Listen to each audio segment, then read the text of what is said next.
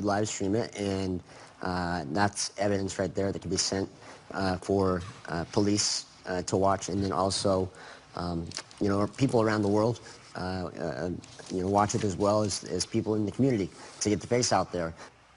But then you give this to law enforcement, right? Correct, yeah. We send chat logs over to law enforcement, and whether they choose to investigate. Jesse claims that he live streams video of pedophiles to shame them, because your theory is that causes them to back out of this and not be back out there doing it. Not necessarily a shame, you know, just to get his face out for the public to be aware. You know, for example, one of our arrests in Greeley, Colorado, he is still incarcerated, and he was a two-time sexual offender and also failed to register twice. You know, and a week after he spent 8 years in prison, he came and did the same thing. And well, why are you live streaming it if it's not to shame them? To get his face out there, to spread awareness and educate parents and the dangers of the online world. So you're not shaming them? It'd be a sense of shaming. I mean, I don't want to view it as shaming. I want to educate and spread awareness and get his face out.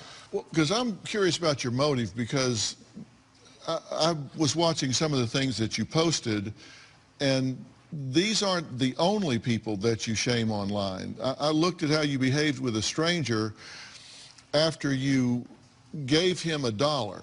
He was panhandling, I guess, and asked for $1 so he could buy a half gallon. And you interpret that to be a half gallon of gas. He said he was asking to buy a half gallon of booze. And let's take a quick look at it. You posted it, so let's look at it. Okay. What's up? Give me your $1 back right now. Give me my $1 back. You want to lie to me? You said you're a short for a gallon. A half gallon of gas is what you just said. I'm reporting for your safety and mine. You don't know who I am. My name is Jesse. You want to lie to me? You not go over to me right in my truck. I just pulled across the traffic. You want to lie about your alcohol? I have 20,000 plus views in less than 24 hours. I've left predators. I see through you're a predator. Okay, you said he's a predator.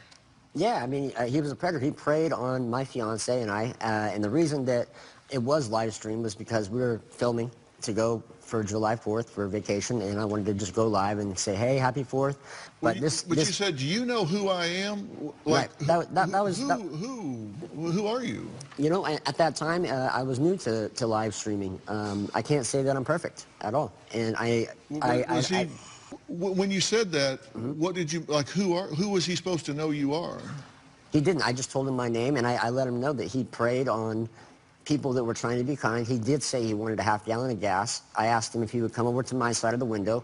My fiance pulled $1 out of her purse, and I drove across the street and got my money back. I worked hard for it.